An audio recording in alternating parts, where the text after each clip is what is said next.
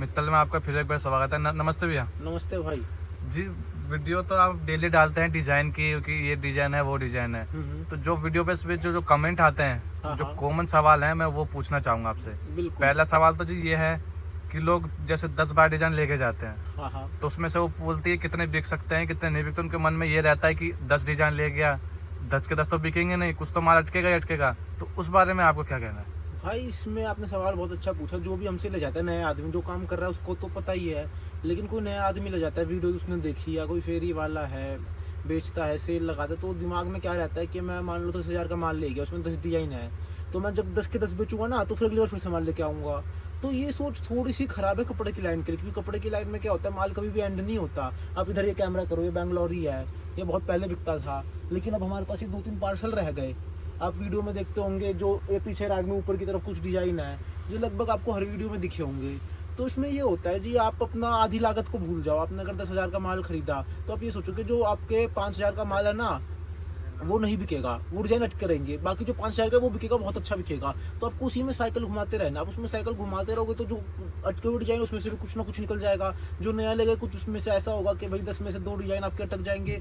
तो ये कपड़े की लाइन के लिए खास ये है कि भैया आप ये मत सोचो कभी भी कि आपका 100% माल बिकेगा ही बिकेगा। चाहे बड़े से बड़ा शोरूम हो, चाहे छोटी से छोटी दुकान हो, अपने आसपास की दुकान हो, या आप किसी बड़े से बड़े शोरूम में चले जाओ, आप देखोगे कुछ कुछ पीसेज ऐसे होते हैं जो कि आप आज जाओगे तो भी बाहर मिलेंगे, 1 साल बाद जाओगे तो भी बाहर मिलेंगे। वो पीस निकलते हैं पर आराम से। और कुछ डिजाइन ऐसे होते हैं जो बहुत अच्छे से बिकते हैं, वो आपको ध्यान देना है कि आप 10 डिजाइन ले गए, उसमें से आपके 4 डिजाइन ऐसे जो कि बहुत फटाफट बिक गए, तो अगली बार उन 4 डिजाइनों पे फोकस रखो। लेकिन माइंडसेट जब आप ये रखोगे कि भैया मेरा सारा माल नहीं बिकेगा, मेरे को उससे पहले ही साइकिल घुमानी है, 5-6 डिजाइन बिकेंगे, 4 अटकेंगे ही अटकेंगे। अगर माइंडसेट ये रखोगे तो बहुत ज़्यादा सक्सेसफुल रहोगे कपड़े के काम में। और दिमाग आपका हर वक्त ये रहेगा कि नहीं मेरे को 10 के 10 बेचने हैं, वो यार वो 4 डिजाइन नहीं बिक रहे, मैं क्या करूँ। तो जो बाकी 6 डिजाइन है ना, आप उसमें भी घाटा कर बैठोगे। जी, तो दूसरा सवाल ये है कि लोग वीडियो देखते हैं, हाँ तो वीडियो में बोलते हैं कि मिनिमम इतने का है, 10,000 का है, मिनिमम 12,000 का ले जाइए, 13,000 का ले जाइए जी।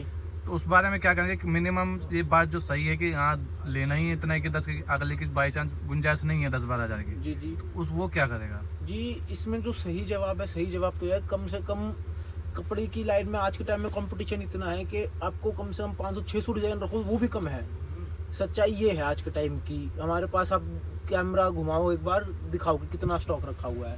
लेकिन इसमें भी कस्टमर आता है ना, तो कस्टमर हमें से ये बोलता है कि जी आपके पास तो डिजाइन ही नहीं है दिखाने को।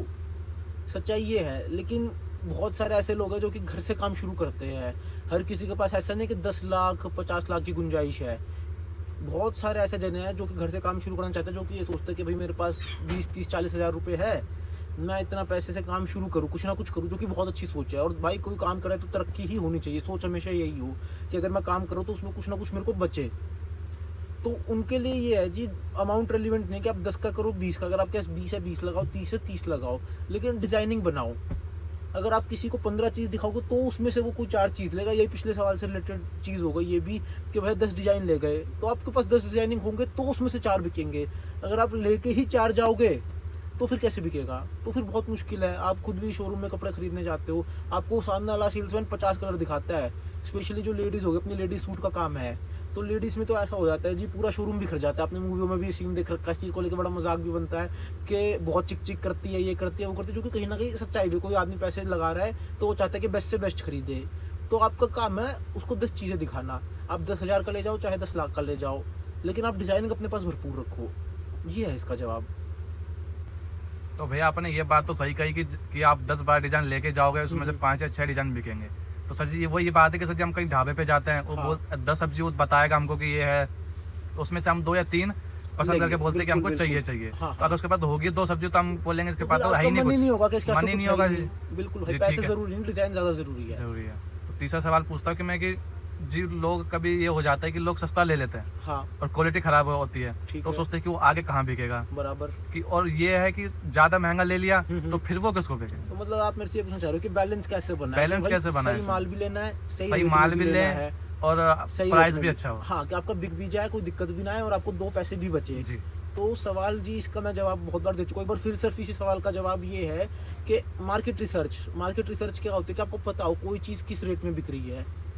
पहला सवाल का पार्ट तो ये है कि भैया जो आपने कहा महंगा खरीद ले, किस रेट में बिक रही है। क्योंकि अगर आपको पता ही नहीं तो कोई आपको शौक वाली चीज़ 200 में भी बेच सकता है, लेकिन अगर आपको पता है, जैसे लोग सब्जी खरीदने जाते हैं, जो भी हमारे ग्राहक है, ज़्यादातर सब लोग सब्जी लेने जाते ही होंगे मंडी में, तो आपको पता है कि जी आलू का ये रेट है। अब आलू उससे कोई किसी का 5 रुपये ऊपर हो सकता है, किसी का 5 रुपये नीचे हो सकता है, इतना तो फर्क आ सकता है, ये मार्केट में भी आएगा। लेकिन अगर किसी का 20-30 रुपये किलो का फर्क है तो हो सकता है कुछ गड़बड़ हो। वैसे मार्केट में 2-3 रुपये सूट का फर्क बिल्कुल आ सकता है, जायज़ बात है। तो आपको पहले बात तो ये पता हो कि किस रेट में वो माल बिक रहा है, और वो कैसे पता चलेगा। आजकल इतनी सारी यूट्यूब वीडियोस है, सबसे आसान तरीका मैं बता रहा हूँ। आप मार्केट में आओगे, 10 दुकानों पे घूमोगे, पता करोगे, टाइम वेस्ट होगा। ये करना बेहतर रहेगा, लेकिन टाइम वेस्ट होगा। तो आप यूट्यूब वीडियो 10 जनों की देखो सेम माल की, जी, तो आपको पता चल जाएगा कि भाई हाँ ये माल इस रेट का है। किसी में बहुत ज़्यादा फर्क है ऊपर नीचे का, तो फिर वही बात है कि भाई इसमें मार्केट कोई गड़बड़ है। आलू का रेट ये है, 5-10 रुपये किलो ऊपर नीचे हो सकता है। यानी लेकिन कि अगर कोई 20-30 20-30 ज्यादा है तो जी कुछ तो गड़बड़ है, कुछ ना तो थोड़ा कुछ तो, या तो ध्यान आलू दे के मीठा चलें। निकलेगा या गला, कुछ ना कुछ गड़बड़ होगी।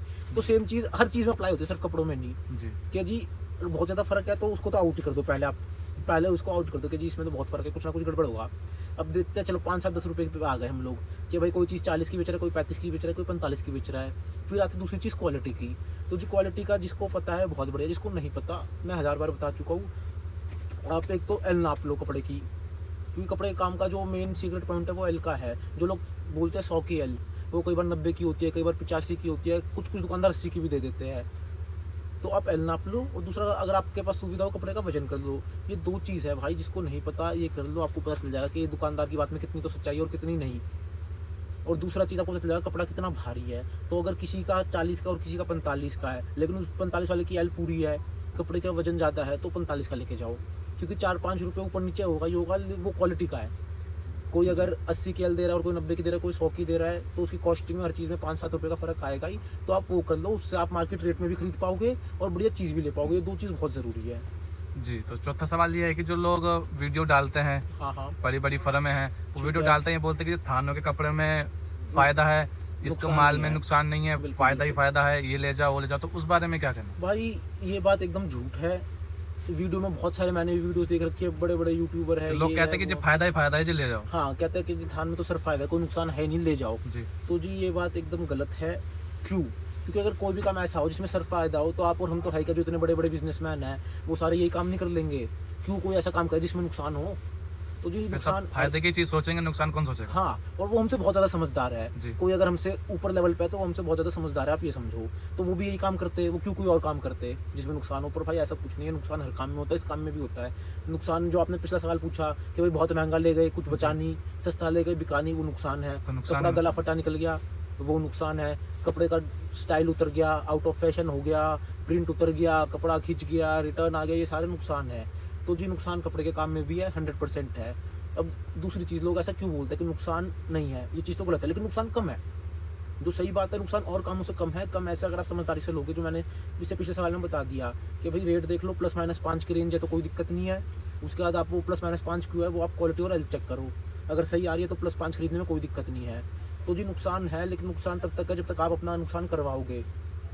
आप थोड़ा सा दिमाग लगाओ, सही जगह आओ, घूमो, थोड़ा सा पता करो कि भाई ये एल है, ये रेट है, ये डिज़ाइन ज़्यादा बिक रहा है, देखो दुकानदार, आप 10 डिज़ाइन ले जाओ, जो आपके 6 बिक रहा है उसमें से देखो कौन सा ज़्यादा बिका, वो अगली बार फिर ले जाओ। तो ये काम आपको करना है। आप ये काम करोगे तो फिर फ़ायदे में रहोगे। और अगर आप ये काम नहीं करोगे, आप अंधाधुंध घूमते रहोगे कि भाई इसकी वीडियो देखी वहाँ पहुँच गए, इसकी वीडियो देखी वहाँ पहुँच गए, तो फिर जी नुकसान नहीं है आपके लिए, इस काम में नहीं, किसी भी काम में। लेकिन बाकी कामों से नुकसान कम है, काम आसान है अगर करना चाहो तो। जी, धन्यवाद बहुत बहुत जानकारी देने के लिए।